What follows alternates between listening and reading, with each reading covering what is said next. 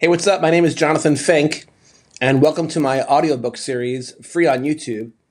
Today I'm reading Spirits of the Gridiron, Volume 1, Chapter 20, The Communism Club.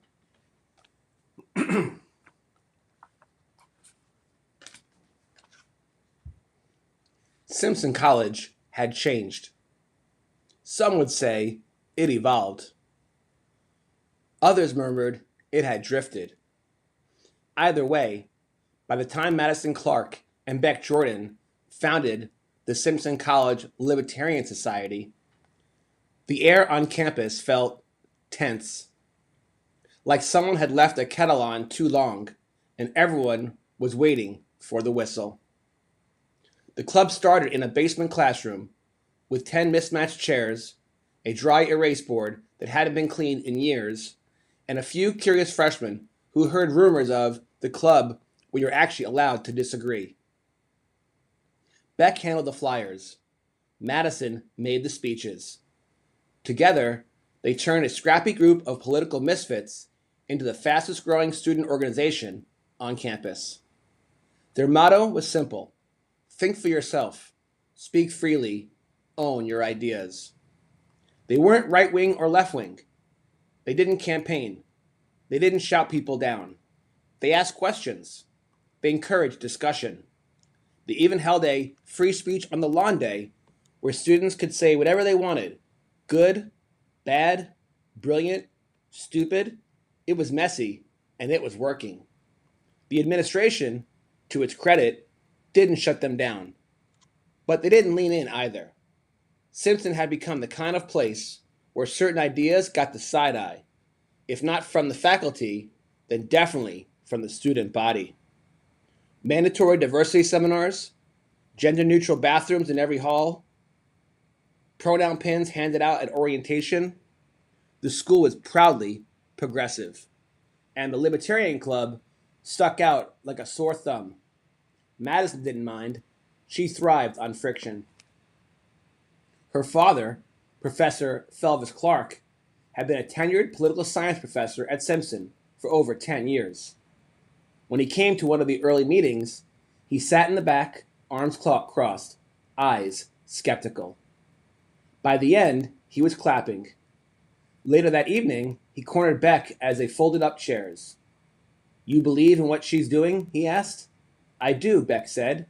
"She's asking questions that matter, and she's not afraid of answers." Professor Clark gave a long nod. "You've got a sharp mind for a quarterback. Try telling that to Coach Cooley," Felvis chuckled. "I'm just saying, I see how you look at her. Don't screw it up," Beck grinned. "Yes, sir." But not everyone on campus was applauding. One of the early attendees to the Libertarian Club meetings had been Trey Bellum, Madison's high school boyfriend, and, most recently, a semi-professional antagonist with a savior complex and a minor in sociology. He lasted 2 meetings before storming out mid-discussion when someone questioned income distribution. Weeks later, posters began appearing around campus. "Join the revolution. The Communism Club meets Wednesdays at 5 p.m. in the Student Center, room 200. Trey had formed a counter club, equal parts parody and provocation. Excuse me. He wore a red beret now, spoke in long, impassioned sentences. The Communism Club started as a joke, but it grew fast. Whether people joined because they believed in collectivist ideals or just wanted to protest, it didn't matter. The lines were drawn. Flyers became manifestos. Message boards exploded. And then came the challenge: communism versus libertarianism, the great debate. Trey called for it. Madison accepted it. It would be held in the campus auditorium, moderated by a neutral faculty member. 1 hour of structured argument. Students packed the RSVP list within minutes. The night before the debate, Madison sat with Beck on the roof of the old gym. Stars overhead. Flashcards in her lap. A tangle of nerves in her voice. "I haven't spoken to Trey since, well, since everything." You're not debating your ex, Beck said. You're debating a guy who thinks the government should own your toothbrush, she laughed.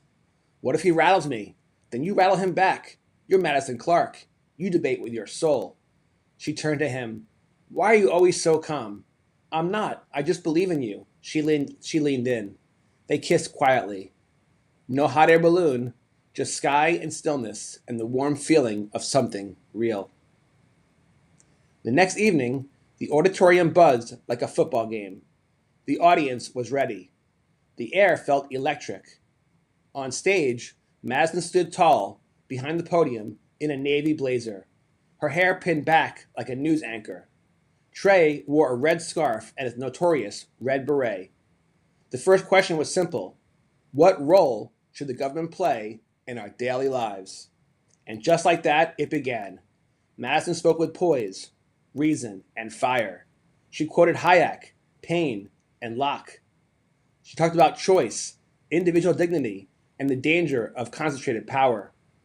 Beck watched her like she was calling audibles at the line of scrimmage, owning the field. Trey shot back with slogans, with stats. He quoted Karl Marx. He landed a few punches, but Madison never flinched. By the time the closing arguments came, it wasn't about politics anymore. It was about who believed in what they were saying.